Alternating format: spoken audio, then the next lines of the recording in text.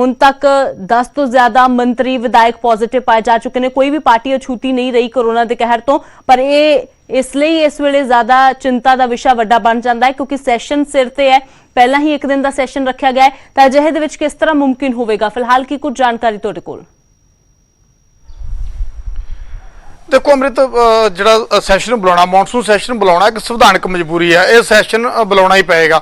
इस करके एक दिन का सैशन रखा गया। पहले ही जो साडे स्पीकर ने पंजाब विधान सभा के राणा KP, उन्होंने स्पष्ट तौर पर पहले ही एक जोड़ा खतरा जताया। उन्होंने कहा कि पहले ही दर्जन के करीब जो पॉजिटिव आ चुके थे। 3 कैबिनेट मंत्री पहले पॉजिटिव जोड़े पाए गए। दर्जन के करीब टोटल सने विधायक ते 3 मंत्री जो पॉजिटिव पहले ही आ चुके थे। डिप्टी स्पीकर इतों तक साडे पंजाब विधान सभा के पहले ही पॉजिटिव आ चुके थे 15 अगस्त के समागम जो शामिल होए सी। तो देखो जो इन्नी वड्डी गिनती में जो विधायक जोड़े विधान सभा के मैंबर ने वो पॉजिटिव पाए गए। तो इस करके पहले ही इस तरह का खतरा जोड़ा है मंडरा रहा सी कि ज़्यादा लोग जो पॉजिटिव हो सकते हैं क्योंकि सारे लीडर की पब्लिक डीलिंग बहुत ज़्यादा होंगी है।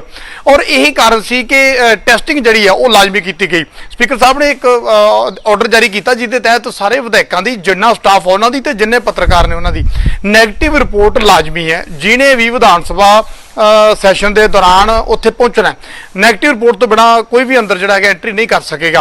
पर जिवें टैसटिंग शुरू हुई तो कल एक जी नवीं हैरानी वाली चीज़ सामने आई कि जिस तरह पहला असीं दावे जरूर सुनते रहे हैं कि किसी के विच लक्षण नहीं पाए जा रहे पर वो पॉजिटिव पाए जा रहे हैं। तो कल कैबिनेट मंत्री सुंदर श्याम अरोड़ा बिल्कुल ठीक ठाक अपना टैसट करवा के आए हैं और जो आके उन्होंने रिपोर्ट आई है तो वो बड़े हैरान से। उन्होंने कहा कि मैं बिल्कुल ठीक ठाक है, मैंने कोई तकलीफ नहीं है, पर मेरी रिपोर्ट कोरोना पॉजिटिव आ गई है। इस तरह विधायक प्रगट सिंह उन्होंने अज सवेरे दस्सिया कि वो बिल्कुल ठीक ठाक ने, कोई तकलीफ नहीं है। पर जो एक रिपोर्ट जी क्योंकि विधान सभा के अंदर जाने के लिए जरूरी आ वो उन्होंने टैसट कराया तो वो पॉजिटिव पाए गए। तो इस करके एक तो बाद एक जो विधायक ने दर्जन तो उपर जो हो चुके हैं पॉजिटिव पाए गए। और जी दूजी वड्डी टेंशन वाली गल वो ये है कि जिस तरह गुरप्रताप सिंह वडाला अकाली दल के विधायक ने वो पॉजिटिव पाए गए हैं। तो वो कल मीटिंग भी शामिल हुए अकाली दल की जी क्योंकि विधान सभा सैशन तो पहला जी अपनी मीटिंग बुलाती है हर पार्टी ताकि किस तरह रणनीति अपनाई जानी है, किस तरह जो है सरकार को घेरना है, किस तरह लोगों के मुद्दे चुकने ने उन्होंने लैके चर्चा की जानी होंगी है। तो देखो हाले कल ही सुखबीर सिंह बादल की और उन्होंने परिवार की रिपोर्ट है जी वो नैगेटिव आई सी क्योंकि उन्होंने सिक्योरिटी के घर के बादल पिंड की सिक्योरिटी के टोटल ऑपरेटर्स ने 19 लोग पॉजिटिव आ गए सी। इस करके उन्होंने जो टेस्टिंग करवाई तो नैगेटिव आई।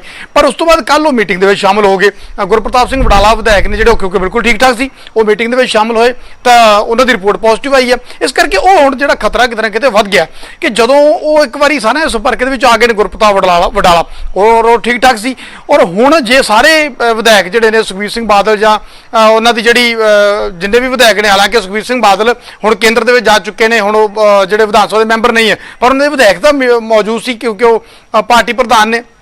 तो देखो जिन्ने विधायक वो मीटिंग मौजूद से जे तो क्वारंटीन करते हैं तो सदन के अंदर नहीं जा सकते, जो क्वारंटीन नहीं करते तो भी सदन के जाने की मंजूरी मिलेगी या नहीं मिलेगी, ये बड़ा सवाल है। इसी तरह आम आदमी पार्टी के विधायक जो वो पॉजिटिव आए हैं उन्होंने भी कल मीटिंग की सी तो उस मीटिंग के सारे शामिल सी। तो इस करके उन्हें जो एक चिंता का जो सवाल बन गया है कि विरोधी धर के अकाली दल और आम आदमी पार्टी जो दोनों मीटिंग के एक बंदा पॉजिटिव आ गया तो वो किस तरह शामिल होंगे कि कली कांग्रेस धिर के क्योंकि हम तो 4 मंत्री पॉजिटिव आ गए हैं, किन्ने विधायक पॉजिटिव आ गए हैं। हरिंदरपाल सिंह चंदूमाजरा जो अकाली दल के विधायक कल उन्होंने रिपोर्ट भी पॉजिटिव आई सी, कांग्रेस के हरदयाल कंबोज की रिपोर्ट भी पॉजिटिव आई सी। यानी हुण पहला असीं एक नाम लेंदे सी पर हुण तो एक लिस्ट बन गई है। जदों असीं लिस्ट खोलते तो अनेक नाम उहदे विच और अज हाले टैसटिंग बाकी है, अज भी टैसटिंग होनी है, थोड़ी देर बाद टैसटिंग है जी स्टार्ट होएगी, शाम 5 बजे तक टैसटिंग होनी है ताकि पूरी जी प्रक्रिया उसनूं जिहड़ा है नेपरे चाढ़े जा सके। तो अज रिपोर्ट की कहती है, अज शाम तक जी स्थिति साफ होगी। पर फिर भी जिन्नी असीं समझ रखते हैं या जिन्ना सानूं स्पीकर साहब ने इस तो पहला जानकारी दी है, सैशन बुलाना लाजमी है चाहे जिवें भी बुलाया जाए। उहदे लई किस तरह के रस्ते कढ़े जाते हैं, जिस तरह मीडिया के लिए पंजाब विधान सभा नूं वक्रे तौर पर जिहड़ा है पंजाब भवन नूं वक्रे तौर पर नोटिफाई कर दिता गया है। विकल्प जिहड़ा इन्हां दे कोल बचदा है की रस्ता कढ़िया जांदा है, ये देखना बेहद अहम है कि किस तरह हुण सैशन है बेशक कुछ घंटियां दा सैशन ही है पर उसनूं चलाया किस तरह जांदा है देखना काफी अहम है। शुक्रिया नपिंदर फिलहाल इस सारी जानकारी दे लई। तां फिलहाल हुण की फैसला लिया जाता है स्पीकर दे वल्लों अगे, क्योंकि पहला भी वो कह चुके हैं कि सैशन बुलाना तो जरूरी है, 6 महीनों के अंदर एक बार सैशन बुलाना लाजमी हुंदा है, संविधानक परंपरा है जिहड़ी निभाउणी पवेगी, पर वो किस तरह हुण निभाई जाएगी ये फिलहाल देखना काफी अहम है। तो उधर पंजाब विधान सभा का एक दिन का मॉनसून सैशन 28 अगस्त ਨੂੰ ਹੋਣ ਜਾ ਰਿਹਾ है, पर उस तो पहला ही पंजाब ਦੀਆਂ ਦੋਵੇਂ ਵਿਰੋਧੀ ਧਿਰਾਂ ਸ਼੍ਰੋਮਣੀ ਅਕਾਲੀ ਦਲ ਤੇ ਆਮ ਆਦਮੀ ਪਾਰਟੀ कोरोना ਦੇ ਸਾਏ ਹੇਠ ਆ ਗਈਆਂ ਨੇ। ਦਰਅਸਲ ਅਕਾਲੀ ਦਲ ਅਤੇ ਆਮ ਆਦਮੀ ਪਾਰਟੀ ਵੱਲੋਂ ਮੰਗਲਵਾਰ ਦੁਪਹਿਰ ਸੈਸ਼ਨ ਦੀ ਰਣਨੀਤੀ ਕਰਨ ਦੇ ਲਈ ਬੈਠਕਾਂ ਸੱਦੀਆਂ ਗਈਆਂ। इन्हां बैठकों के विच तकरीबन सारे ही विधायक शामिल हुए तो दोपहर का खाना भी सारिਆਂ ने इकट्ठे ही खाधा, पर देर शाम इन्हां मीटिंगां दे विच शामिल होने वाले 2 विधायकों की रिपोर्ट पॉजिटिव आ जाती है, जिन्हां च श्रोमणी अकाली दल के नकोदर हल्के तो विधायक गुरप्रताप सिंह वडाला, आम आदमी पार्टी के निहाल सिंह वाला तो विधायक मनजीत सिंह बिलासपुर कोरोना पॉजिटिव आउंदे ने। तां अकाली दल की मीटिंग दे विच पार्टी प्रधान सुखबीर बादल ने भी शमूलीयत की सी। दोवां पार्टियां दे सामने हुण महकमे दे प्रोटोकॉल मुताबक स्थिति ये खड़ी हो गई है कि इन्हां सारियां विधायकां नूं घट्टो घट्ट 7 दिनां दे लई होम आइसोलेट होना पवेगा ते जेकर ये आइसोलेट हुंदे ने तां 28 अगस्त नूं सैशन दे विच हिस्सा नहीं लै सकदे। तां फिर आखिरकार किस तरह सैशन ये चलेगा ये फिलहाल देखना काफ़ी अहम है। दिलजीत सिंह चीमा साडे नाल अकाली दल दे सीनियर आगू जुड़े हुए ने ते चीमा साहब इस वेले स्थिति काफ़ी मुश्किल वाली बन गई है, क्योंकि एक दिन का सैशन पहला ही कोरोना काल के समय घट समा रखा गया, पर हुण सवाल यह है कि फिलहाल ये सैशन चलेगा किद्दां। तां जानना चाहांगे कल अकाली दल के जिहड़े मैंबर विच शामिल सी की एहतियात उन्हां वल्लों फिलहाल वरतिया जा रहा है। देखो गल यह है कि जे तां असीं अपना सिस्टम सारियां अपनियां कमजोरियां कोरोना दे हेठ लुकाउणियां तो फिर तो इस तो वधिया कोई बहाना है नहीं, क्योंकि ऐ लगता है कि लोगों की होर कोई समस्या नहीं है। सारी दुनिया दे विच सिर्फ कोरोना ही कोरोना एक समस्या। शराब नाल 120 बंदे 2 दिनों च मर जान वो साडे वास्ते कोई समस्या नहीं है। और पंजाब दे एडे वड्डे मसले आ वो साडे वास्ते कोई समस्या नहीं है। सरकार जिहड़ी है जान बुझ के इहो जिहियां गल्लां जिहड़ियां फैला रही है कि किसी भी गल दे उत्ते सरकार नूं जिहड़ा वो फेस ना करना पवे। एक बहाना जिहड़ा सरकार वालों वो बनाया जा रहा।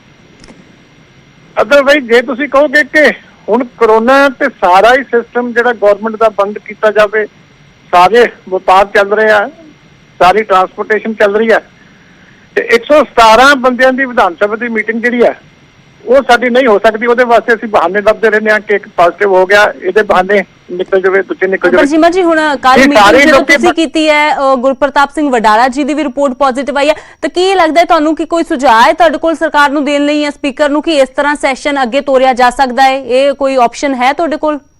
ਜੇ 7-8 ਬੰਦਿਆਂ ਦੀ ਮੀਟਿੰਗ ਹੁੰਦੀ ਹੈ ਪ੍ਰੋਪਰ ਸੋਸ਼ਲ ਡਿਸਟੈਂਸਿੰਗ ਦੇ ਨਾਲ, ਪ੍ਰੋਪਰ ਸੈਨੀਟਾਈਜੇਸ਼ਨ ਦੇ ਨਾਲ, ਇੱਕ ਬੰਦਾ ਪੋਜ਼ਿਟਿਵ ਨਿਕਲ ਵੀ ਆਇਆ ਇਹ ਸਿੰਪਟੋਮੈਟਿਕ ਹੈ ਜੀ, ਉਹਦੇ ਨਾਲ ਇਹ ਆਪਾਂ ਸੋਚ ਕੇ ਬੈਠ ਜਾਈਏ ਕਿ ਲੋਕਾਂ ਦੀਆਂ ਸਾਰੀਆਂ ਸਮੱਸਿਆਵਾਂ ਇੱਕ ਪਾਸੇ ਆ, ਸਾਰੇ ਜਿੰਨੇ ਆਪਣੇ ਪੋਜ਼ਿਟਿਵ ਕੇਸਿਸ ਆ ਸਾਰਿਆਂ ਨੂੰ ਆਪਾਂ ਹੋਮ ਆਈਸੋਲੇਸ਼ਨ ਦੀ ਜਿਹੜੀ ਆ ਸਲਾਹ ਦੇ ਰਹੇ ਆ।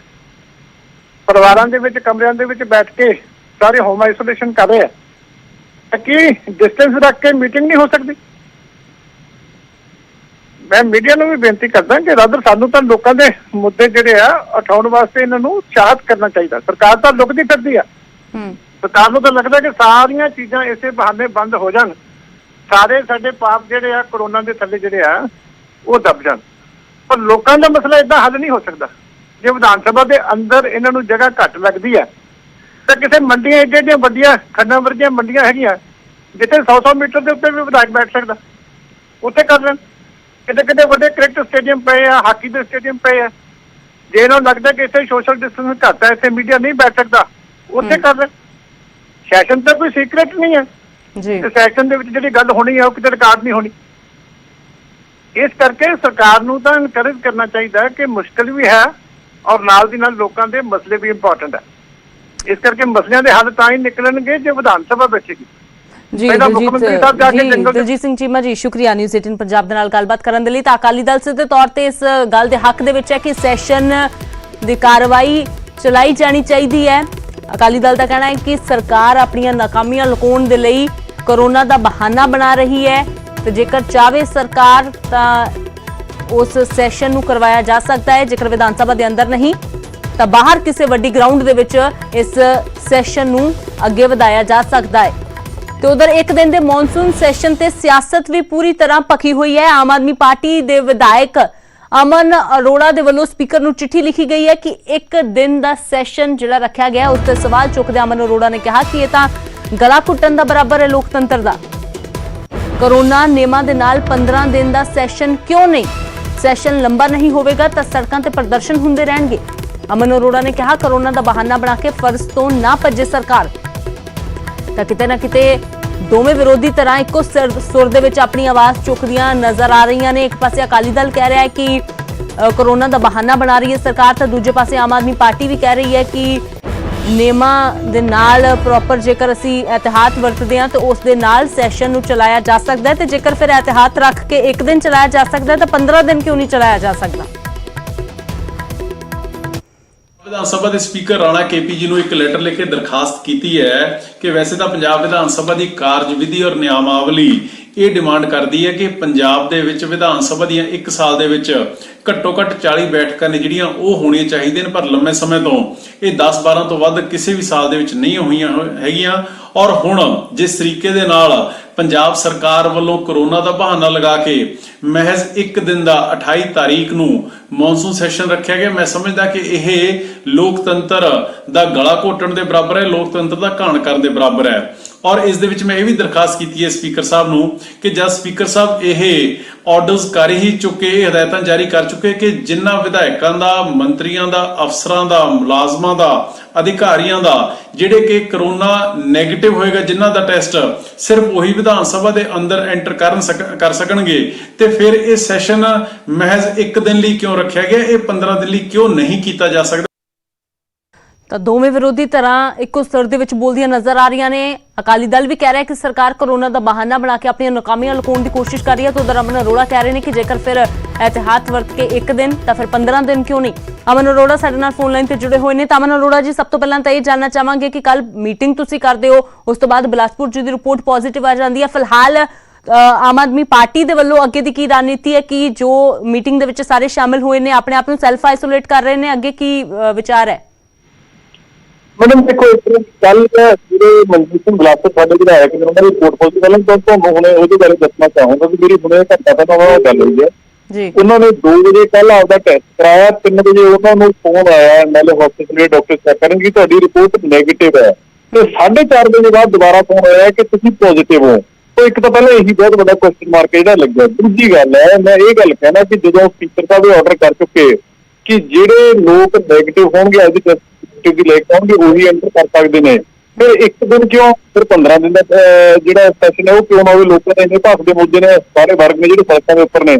और मैडम सब तो वड्डी गल ये है कि जे जिहड़े मीडिया दे साथी ने, जे तुहाडे डॉक्टर्स ने, पैरामैडिकल स्टाफ है, पुलिस वाले ने, मुलाजिम ने, जे वो अगे होकर आपकी ड्यूटी कर सकते हैं, तो फिर लीडर पोलिटिकल क्लास जिन्हों की फर्ज बनती भी कोई महामारी हो, कोई पैंडेमिक हो, कोई दिक्कत पई हो, तो उन्होंने अगे होकर काम करना चाहिए।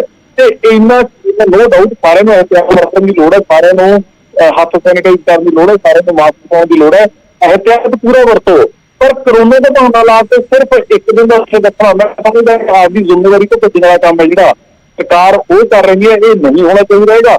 हाँ, जिनका 15 दिन का सानू गाइडलाइंस का इशू कर देना, 15 दिन तुसीं होर किसी को नहीं मिलना है, तुसीं सैशन तो आपके घर या एमएलए हाउस या आपके फ्लैट के विच जाओ, बाहरले बंदे जो मिलना वो बंद कर दो। इस तरह गाइडलाइंस इशू हो सकती ने। लोग जो सड़कों के उपर अज धरने मुजाहरे तो रोज प्रदर्शन कर रहे हैं, उन्होंने बेचारे का उत्थे कौन टेस्ट करते सड़कों के उपर, उत्थे धरने मुजाहरे सरकार बेनती करे उन्होंने कि तुसीं ना लो, तुहाडे सारे के सारे मुद्दे मसले ने जिहड़े असीं विधान सभा दे विच विचारांगे तो उन्हां दा हल कढांगे। ये तरीका बनता, ये नहीं बनता है, लीडरों का फर्ज ये नहीं होता है कि आप कोरोना के नाम के बहाने पीछे छुप जाओ तो लोग ने चाहे सड़कों के उपर। फिलहाल हुण तक तुहानूं भी पता है कि काफी सारे विधायक मंत्री भी पॉजिटिव आ चुके हैं, तो फिलहाल तक काफी सारी गिणती भी वैसे भी घट रह गई है कि जेकर चाहया जाए तो सिटिंग अरेंजमेंट उस हिसाब के नाल कीता जा सकता है, क्योंकि गैलरी दे विच इस बार बाहर दे लोग नहीं होणगे, तो पूरा एरिया इस तरीके दे नाल है कि काफी जगह है जेकर सिटिंग अरेंजमेंट करना चाहन तो सरकार कर सकती है उस तरीके दे नाल। दूजी वड्डी गल ये कि जेकर इस तरीके दे नाल हजे शाम तक कई रिपोर्टां होर आणियां ने, जेकर खुदा ना खास्ता होर पॉजिटिव केस ज्यादा आउंदे ने तो यह भी हो सकता है कि कल फिर ओबिचुरी रेफरेंस दे के उस तो बाद इसनूं स्थगित कर दिता जाए, यानी कि ये तो फिर एक संविधानिक परंपरा पूरी करने वास्ते ही सैशन बुलाया गया। मैडम मैं वही तो गल कर रहा ना कि जो ओबिचुरी रेफरेंस दे के बंद कर देने का मतलब तां कोरोना का बहाना ला के भज गए। नंबर 1 नंबर 2 तो जी मैडम विधान सभा का हाउस बनया सीगा, सैशन बनया सीगा, ਇਹ ਅਨਡਿਵਾਈਡਡ ਜਿਹੜੇ ਪੂਰਾ ਵੱਡਾ ਪੰਜਾਬ ਸੀਗਾ ਉਦੋਂ ਦੇ ਮੁਤਾਬਕ ਬਣਿਆ ਸੀਗਾ, ਤੇ ਅੱਜ ਵੀ ਤੁਸੀਂ ਸੈਸ਼ਨ ਦੇਖੋਗੇ ਬਹੁਤ ਸਾਰੀਆਂ ਸੀਟਾਂ ਖਾਲੀ ਪਈਆਂ ਹੁੰਦੀਆਂ ਨੇ। ਹੁਣ ਚਲੋ ਕੁਝ ਪੋਜ਼ਿਟਿਵ ਆ ਗਏ, ਵਿਜ਼ਟਰ ਗੈਲਰੀ ਦੇ ਵਿੱਚ ਕੁਝ ਕਰਨਾ ਹੈਗਾ ਤੁਹਾਨੂੰ ਮੀਡੀਆ ਵਾਲਿਆਂ ਨੇ ਉੱਥੇ ਜਾਣ ਨਹੀਂ ਦੇਣਾ ਹੈਗਾ, ਖੁੱਲੇ ਕਰਕੇ ਦਿਖਾ ਦੇਣ ਤੇ ਇਹਦੀ ਕਿੰਨੀ ਗੱਲ ਹੈ। ਮੈਂ ਤਾਂ ਬਲਕਿ ਇਹ ਵੀ ਕਿਹਾ ਸੀਗਾ, ਸਰਕਾਰ ਨੂੰ ਬੇਨਤੀ ਕੀਤੀ ਸੀਗੀ ਕਿ ਜੇ ਤੁਹਾਨੂੰ ਇੰਨੀ ਡਰ ਲੱਗਦਾ ਹੈ ਤੇ ਸੋਸ਼ਲ ਡਿਸਟੈਂਸਿੰਗ ਤੁਸੀਂ ਹੋਰ ਵਧਾਉਣੀ ਹੈ ਤੇ ਆਲਟਰਨੇਟ ਡੇਜ਼ ਤੇ ਕਰ ਦੋ ਵੀ ਜੇ ਲੋਕ 17 MLA 100 MLA ਦੇ ਨੈਗੇਟਿਵ ਨੇ ਉਹਨਾਂ ਨੂੰ ਜਾਣਾ ਹੈ 50 ਇੱਕ ਦਿਨ ਆ ਜਾਂਦਾ ਰੇਟੋ ਮੁਤਾਬਕ 50 ਦੂਜੇ ਦਿਨ ਆ ਜਾਣ, ਫਿਰ ਉਹ ਆਲਟਰਨੇਟ ਡੇਜ਼ ਤੇ ਔਡ ਈਵਨ ਸਰਕਾਰ ਨੇ ਇਹਨਾਂ ਨੂੰ ਜੇ ਲੁਧਿਆਣਾ, ਅੰਮ੍ਰਿਤਸਰ, ਜਲੰਧਰ, ਪਟਿਆਲੇ ਔਡ ਈਵਨ ਦੁਕਾਨਾਂ ਦਾ ਕੀਤਾ ਜਾ ਸਕਦਾ ਹੈ ਤੇ MLA ਨੂੰ ਕਿਉਂ ਨਹੀਂ ਕੀਤਾ ਜਾ ਸਕਦਾ ਹੈਗਾ। ਵਿਧਾਨ ਸਭਾ ਦੇ ਵਿੱਚ ਰੇਟੋ ਮੁਤਾਬਕ ਸਾਡੇ 20 MLA ਨੂੰ 10 ਅੱਜ ਆ ਗਏ 10 ਕੱਲ੍ਹ ਨੂੰ ਆ ਗਏ, ਕਿੱਦਾਂ ਕੁ ਕੰਮ ਹੈ। ਪਰ ਕਰਨਾ ਨਹੀਂ ਚਾਹੁੰਦੇ ਹੈਗੇ ਇਹ ਆਲਟਰਨੇਟ ਹਰੇਕ ਚੀਜ਼ ਦਾ ਤਰੀਕਾ, ਹਰੇਕ ਚੀਜ਼ ਦਾ ਹੱਲ ਹਰੇਕ ਚੀਜ਼ ਦਾ ਨਿਕਲ ਸਕਦਾ, ਪਰ ਜੇ ਨੀਅਤ ਨਹੀਂ ਹੈ ਤਾਂ ਲੋਕਾਂ ਦੇ ਮਸਲੇ ਹੱਲ ਕਰਨੀ। ਜੀ ਅਮਨ ਅਰੋੜਾ ਜੀ, ਸ਼ੁਕਰੀਆ ਨਿਊਜ਼ 18 ਪੰਜਾਬ ਦੇ ਨਾਲ ਗੱਲਬਾਤ ਕਰਨ ਦੇ ਲਈ। ਤਾਂ ਆਮ ਆਦਮੀ ਪਾਰਟੀ ਸਿੱਧੇ ਤੌਰ ਤੇ ਕਹਿ ਰਹੀ ਹੈ ਕਿ ਸਰਕਾਰ ਦੇ ਕੋਲ ਹੱਲ ਬਹੁਤ ਸਾਰੇ ਨੇ, ਪਰ ਸਰਕਾਰ ਕੋਈ ਹੱਲ ਕਰਨਾ ਚਾਹੁੰਦੀ ਨਹੀਂ ਹੈ। ਔਡ ਈਵਨ ਦੇ ਹਿਸਾਬ ਦੇ ਨਾਲ ਬਿਠਾਇਆ ਜਾ ਸਕਦਾ ਹੈ, ਜੇਕਰ ਦੁਕਾਨਾਂ ਖੁੱਲ ਸਕਦੀਆਂ ਨੇ ਔਡ ਈਵਨ ਦੀ ਤਰ੍ਹਾਂ ਤਾਂ ਫਿਰ MLA ਨੂੰ ਵੀ ਵਿਧਾਨ ਸਭਾ ਦੇ ਅੰਦਰ ਔਡ ਈਵਨ ਬਿਠਾ ਕੇ ਸੈਸ਼ਨ ਚਲਾਇਆ ਜਾ ਸਕਦਾ ਹੈ। ਤਾਂ ਕੋਰੋਨਾ ਦਾ ਕਹਿਰ ਪੰਜਾਬ ਦੇ ਵਿੱਚ ਬਰਕਰਾਰ ਹੈ, ਸਿਆਸਤਦਾਨ ਹੁਣ, ਆਮ ਲੋਕ ਹੁਣ, ਹਰ ਕੋਈ ਚਪੇਟ ਦੇ ਵਿੱਚ ਆ ਰਿਹਾ ਹੈ। ਪੰਜਾਬ ਦੇ ਨਾਲ ਜੁੜੀਆਂ 10 ਵੱਡੀਆਂ ਗੱਲਾਂ ਦੇ ਜ਼ਰੀਏ ਤੁਹਾਨੂੰ ਹਾਲਾਤ ਦੱਸਦੇ ਹਾਂ ਕਿ ਕਿਸ ਤਰ੍ਹਾਂ ਦੇ ਬਣੇ ਹੋਏ ਨੇ। ਪੰਜਾਬ 'ਚ 24 ਘੰਟਿਆਂ ਦੇ ਦੌਰਾਨ 1293 ਕੇਸ ਸਾਹਮਣੇ ਆ ਚੁੱਕੇ ਨੇ, ਜਦਕਿ 49 ਮੌਤਾਂ ਹੋ ਗਈਆਂ ਨੇ। ਲੁਧਿਆਣਾ ਦੇ ਵਿੱਚ 175 ਨਵੇਂ ਕੇਸ ਸਾਹਮਣੇ ਆਏ ਨੇ, 11 ਲੋਕਾਂ ਨੇ ਦਮ ਤੋੜਿਆ ਹੈ। ਮੋਹਾਲੀ 'ਚ 154 ਨਵੇਂ ਮਰੀਜ਼ ਮਿਲੇ ਨੇ, 9 ਲੋਕਾਂ ਦੀ ਜਾਨ ਗਈ ਹੈ। ਪਟਿਆਲਾ 'ਚ 140 ਨਵੇਂ ਮਰੀਜ਼ ਮਿਲੇ ਨੇ, 5 ਲੋਕਾਂ ਦੀ ਜਾਨ ਗਈ ਹੈ। ਜਲੰਧਰ ਦੇ ਵਿੱਚ 119 ਨਵੇਂ ਮਾਮਲੇ, 4 ਮੌਤਾਂ ਹੋਈਆਂ ਨੇ। ਅੰਮ੍ਰਿਤਸਰ 'ਚ 75 ਮਾਮਲੇ ਤੇ 5 ਲੋਕਾਂ ਦੀ ਮੌਤ ਹੋਈ ਹੈ। ਇਹ 5 ਵੱਡੇ ਹੌਟਸਪੌਟ ਜ਼ਿਲ੍ਹੇ। ਇਸ ਤੋਂ ਇਲਾਵਾ ਗੁਰਦਾਸਪੁਰ ਦੀ ਗੱਲ ਕੀਤੀ ਜਾਵੇ ਤਾਂ 149 ਮਾਮਲੇ ਸਾਹਮਣੇ ਆਏ ਨੇ। ਬਠਿੰਡਾ 'ਚ ਵੀ ਇਕੱਠੇ 82 ਮਾਮਲੇ ਸਾਹਮਣੇ ਆਏ ਨੇ। ਹੁਸ਼ਿਆਰਪੁਰ 'ਚ 61, ਕਪੂਰਥਲਾ ਦੇ ਵਿੱਚ 65 ਨਵੇਂ ਕੇਸ, ਫਰੀਦਕੋਟ 'ਚ 4, ਸੰਗਰੂਰ 'ਚ 3 ਮਰੀਜ਼ਾਂ ਦੀ ਮੌਤ ਹੋਈ ਹੈ। ਪੰਜਾਬ ਦੇ ਵਿੱਚ ਜੇਕਰ ਕੁੱਲ ਮਾਮਲਿਆਂ ਦੀ ਗੱਲ ਕੀਤੀ ਜਾਵੇ ਤਾਂ 44,577 ਕੁੱਲ ਮਾਮਲੇ ਨੇ, ਜਿਨ੍ਹਾਂ ਦੇ ਵਿੱਚੋਂ 29,145 ਮਰੀਜ਼ ਠੀਕ ਹੋ ਗਏ ਨੇ, ਪਰ ਅਜੇ ਵੀ 15,000 ਤੋਂ ਵੱਧ ਐਕਟਿਵ ਕੇਸ ਸੂਬੇ ਦੇ ਵਿੱਚ ਨੇ। 1,178 ਲੋਕਾਂ ਦੀ ਹੁਣ ਤੱਕ ਮੌਤ ਹੋ ਚੁੱਕੀ ਹੈ ਤੇ ਅਜੇ 554 ਦੀ ਹਾਲਤ ਗੰਭੀਰ ਬਣੀ ਹੋਈ ਹੈ, ਜਿਨ੍ਹਾਂ ਚੋਂ ਕਈ ਵੈਂਟੀਲੇਟਰ ਤੇ ਵੀ ਨੇ।